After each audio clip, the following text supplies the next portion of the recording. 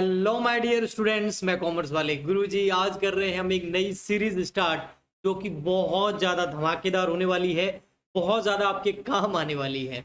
इस सीरीज का नाम है डेबिट क्रेडिट वाली क्लास।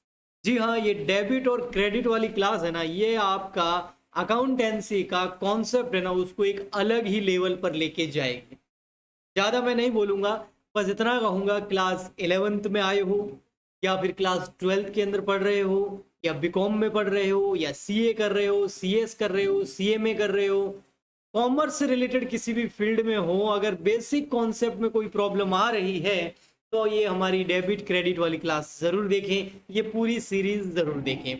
और अगर क्लास 11th में हो तो भैया और कहीं आपको जाने की ज़रूरत नहीं है।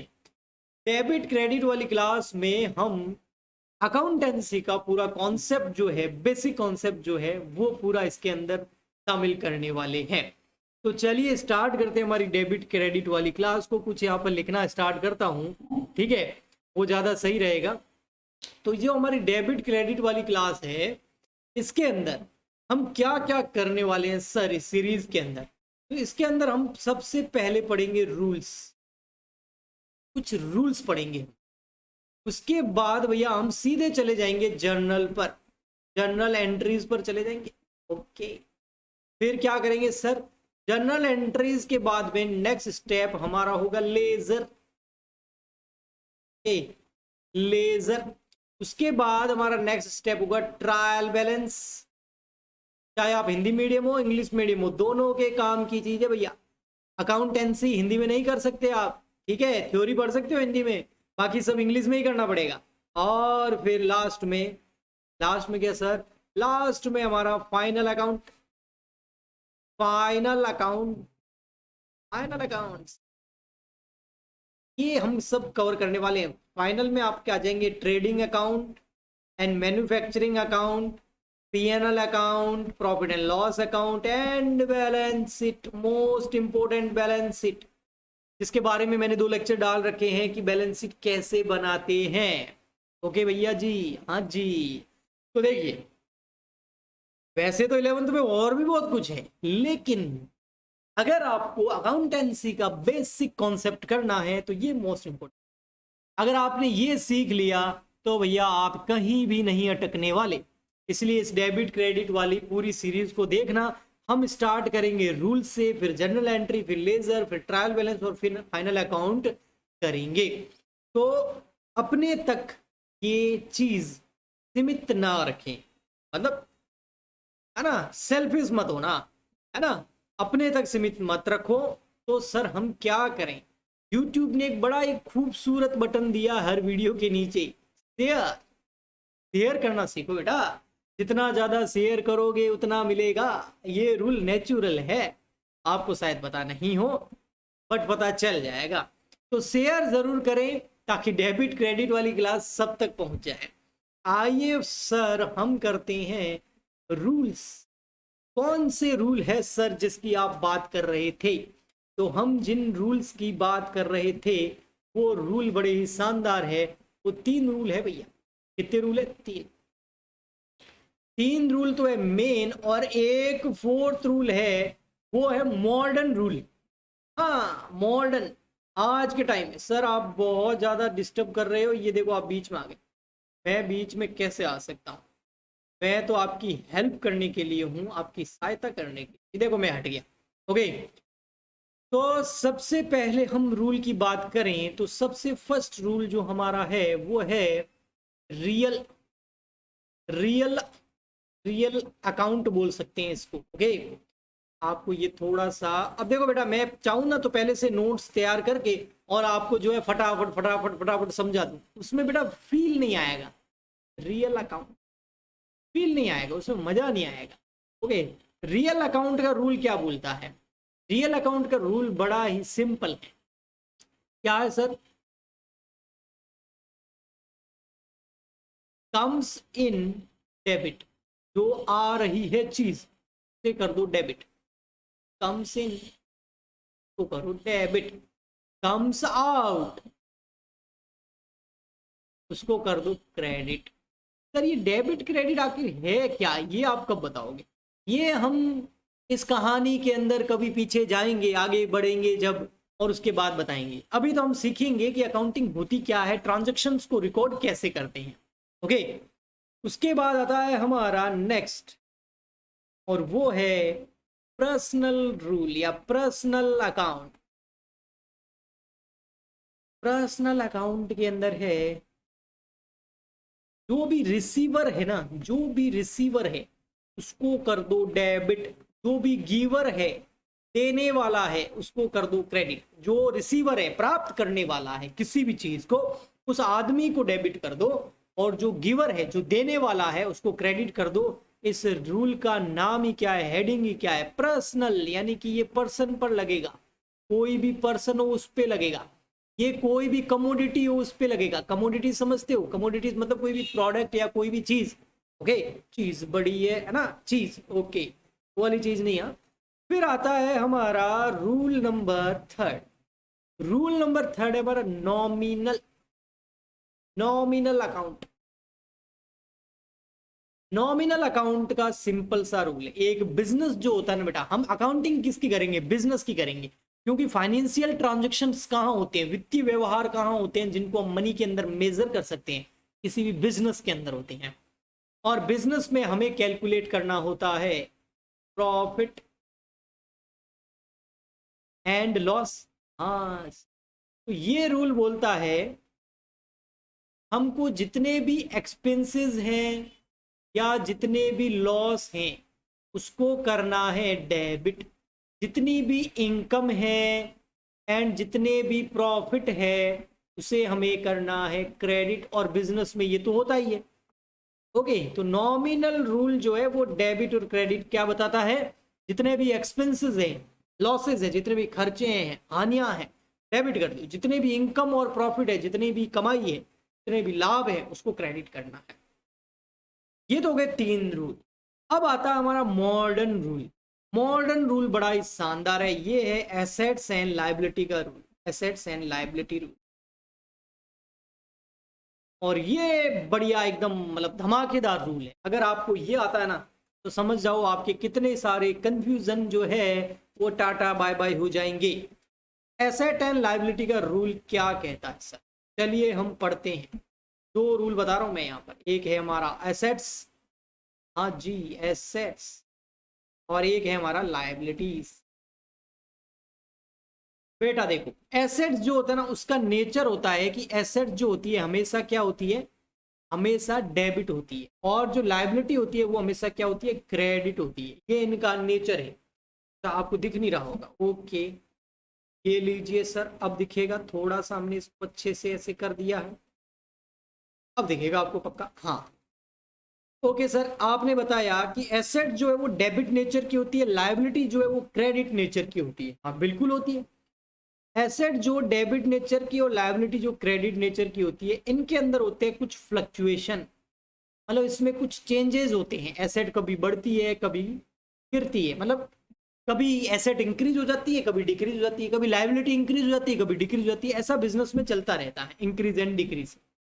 तो अगर एसेट हो जाए इंक्रीज या फिर एसेट्स हो जाए डिक्रीज, या अच्छा, अब कोई बोलेगा सर पहले ये तो बताओ कि एसेट लायबिलिटी क्या होती है।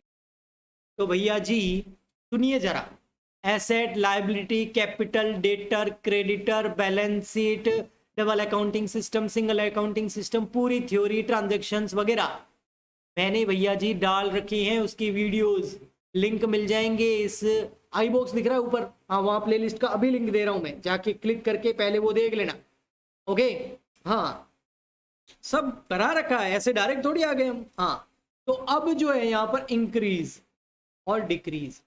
तो अगर आपकी एसेट जो है बेटा जी वो अगर डेबिट होती है और एसेट अगर इंक्रीज हो रही हो, प्लस हो रही हो, एसेट में बढ़ोतरी हो रही हो, तो हम एसेट को और डेबिट करेंगे। और अगर आपकी एसेट जो है वो डिक्रीज हो रही है, मतलब माइनस हो रही है, एसेट कम हो रही है, तो हम इसको क्रेडिट करेंगे। ओके, फिर आता है हमारा लायबिलिटी का रूल। लायबिलिटी में भी सेम सेम, लायबिलिटी इंक्रीज हो सकती है या लायबिलिटी हमारी डिक्रीज हो सकती है। ओके, तो अगर आपकी लायबिलिटी जी जो है वो होती है इंक्रीज, इंक्रीज होती है लाइबिलिटी। ओके, मतलब लाइबिलिटी बढ़ रही है आपकी, आपकी रेस्पॉन्सिबिलिटी बढ़ रही है इन मनी टर्म्स, तो फिर हम इसको करेंगे क्रेडिट, क्योंकि होती क्या है, क्रेडिट। बढ़ाने के लिए और क्रेडिट करो, कम करने के लिए माइनस करने के लिए डेबिट करो। तो बड़ा सिंपल रूल है, एसेट डेबिट होती है, इसको अगर आपको और बढ़ाना तो डेबिट करो, कम करना तो क्रेडिट करो। लायबिलिटी क्रेडिट होती है, बढ़ाना तो और क्रेडिट कर दो, कम करना तो डेबिट कर दो। ये रूल जो है ना आपको याद होनी चाहिए, चाहे रट्टे मारो चाहे कुछ भी करो, इनको एक बार याद कर लो। ये मैं फर्स्ट एंड लास्ट टाइम कह रहा हूं आपको याद करने का, रटने का। वैसे मेरा नेचर नहीं है याद करने या रटने का, पुराने स्टूडेंट जानते होंगे, मैंने थ्योरी सब्जेक्ट भी प्रैक्टिकल समझा दिए भैया, बिजनेस स्टडी, इकोनॉमिक्स वगैरह। ओके, तो मैं कभी याद करने का रटने का बोलता नहीं हूँ, बस ये बोल रहा हूँ आपको। डेबिट क्रेडिट की क्लास में ये 4 रूल याद कर लो, चाहे आपको कोई नींद में उठा के पूछे ना तो भी बोल आने चाहिए आपको। उसके बाद आगे जो मैं कराऊंगा ना में आपको मजा आ जाएगा। लास्ट, फर्स्ट एंड लास्ट बोल रहा हूँ इनको याद करने का, फिर कुछ याद नहीं करना है, फिर सब समझना है।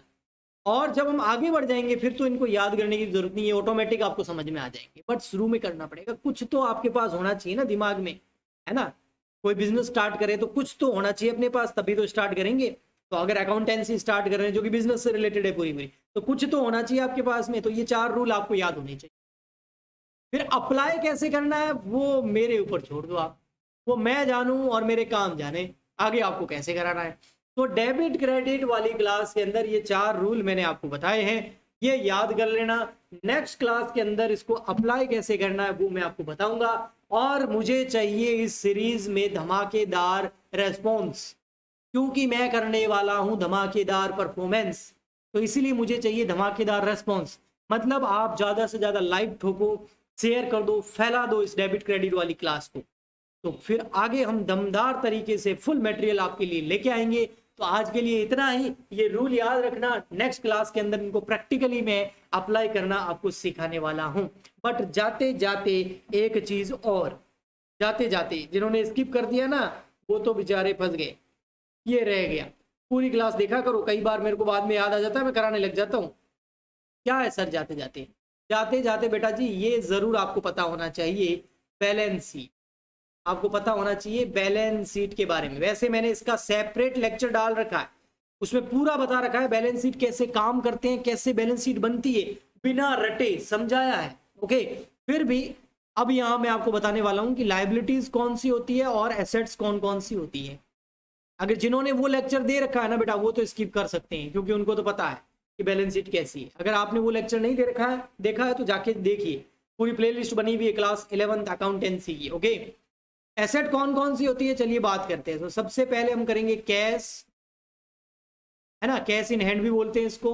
आपके पास में गले में कैश कितनी पड़ी है ना, कैश एट बैंक, मतलब बैंक में आपका कितना रुपया पड़ा, पैसा पड़ा है।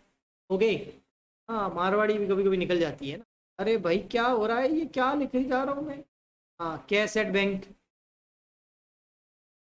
ओके सर, और क्या होता है, और होता है सर हमारा प्यारा स्टॉक, और हमारा प्यारा डेटर्स, और हमारा प्यारा BR, full form bills receivable, और हमारा प्यारा क्या होता है भैया, फर्नीचर, और क्या होता है हमारा प्यारा बिल्डिंग, और प्लांट एंड मशीनरी, ये सारी एसेट्स है। और क्या हो सकती है सर, लैंड, लैंड मतलब भूमि, जमीन, जायदाद। हाँ, लायबिलिटी बता दीजिए सर थोड़ा सा। लायबिलिटी में स्टार्टिंग ही होती है कैपिटल, बैलेंस शीट की स्टार्टिंग ही कैपिटल से होती है।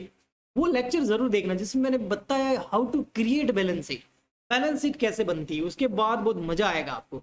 ओके, इसके अंदर ऐड हो जाता है हमारा एनपी, एनपी मतलब नेट प्रॉफिट, और नेट लॉस होगा तो लेस हो जाएगा, एड एंड लेस।